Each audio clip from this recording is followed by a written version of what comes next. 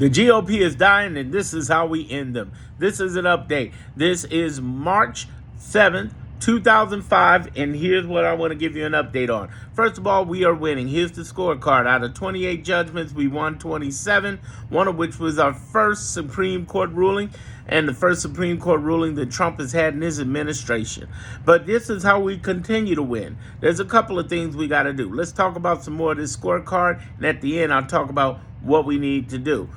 By the way, make sure you subscribe. I'm the only person talking about what Trump, Vance, Mike Johnson, and most certainly stupid Elon are doing, what we're doing to fight back, and how you can fight them back, okay? So let's go.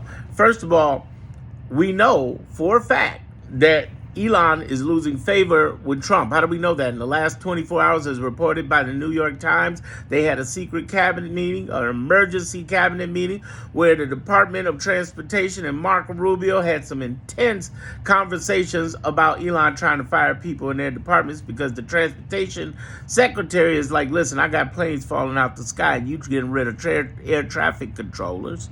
And then Marco Rubio said, you fired 1,500 of my employees. We can't do that. And Elon's calling him a liar. It's not going well. But it's Trump's decision that was the biggest part.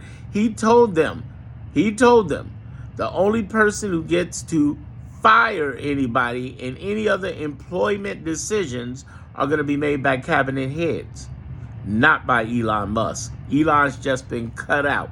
The other thing we know is that there's a good chance they're going to lose. You see, Elon, in his geniusness, says he's the head of Doge, right? Well, guess what? The White House said he's the head of Doge. Guess what? GOP in writing said he's the head of Doge. And guess what?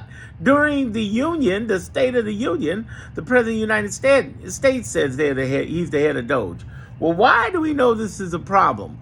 Because the DOJ signed an affidavit by perjury to Judge Chutkan in a lawsuit where 14 of our Democratic states are suing to get Elon away from government. They said Elon is not the head of Doge, but yet you have the president during the State of the Union saying he is. They're going to lose that case. Elon is losing power. That's the great news. Elon is being pulled away. And because of that, Elon, of course, is getting more and more upset. I think he's played his cards too hard, but he is going to jail eventually, too. That's the thing people don't understand.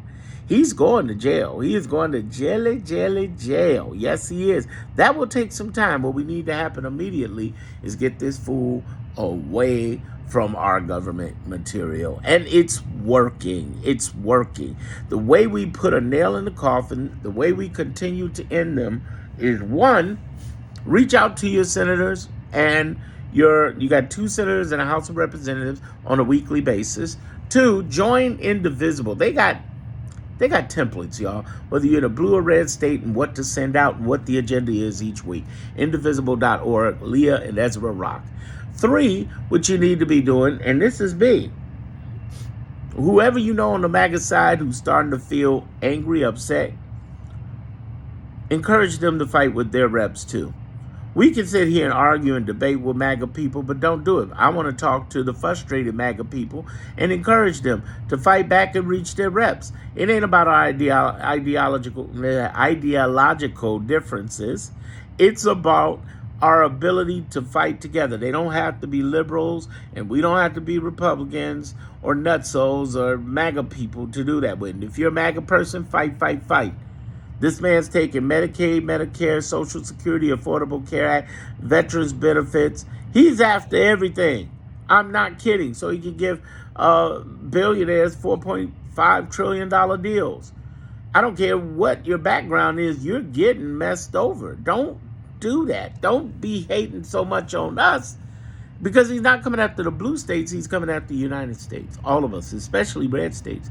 Red states use more of these benefits, like Medicaid, than anything.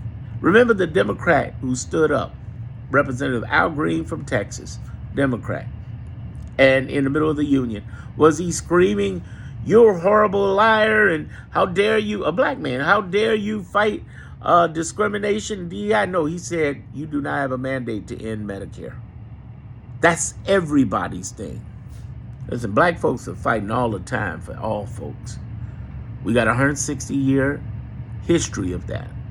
And this is what Al Green did. He got censured. He's fighting back. But here's my thing. I had a problem with the Democrats because they didn't stand as strong with him as they should have. They should have all stood up. When he got kicked out, they should have all got kicked out. And then there's 10 Democrat cowards who get on social media and say how much they don't like the Republicans, but they voted to censure him. There's not one Democrat that should have voted to censure him.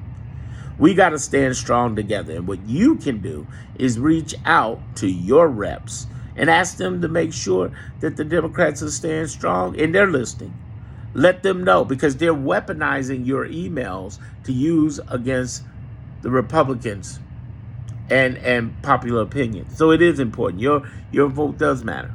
Final note, this is what you do. Let me give you the easiest way to send an email to your congressperson, whether it's 2 senators or representatives. Mine's are Duckworth, Durbin, and Davis. Tammy Duckworth, who rocks, Dick Durbin, who's cool, and then Danny Davis, who needs to get back with his staff more, but God bless him.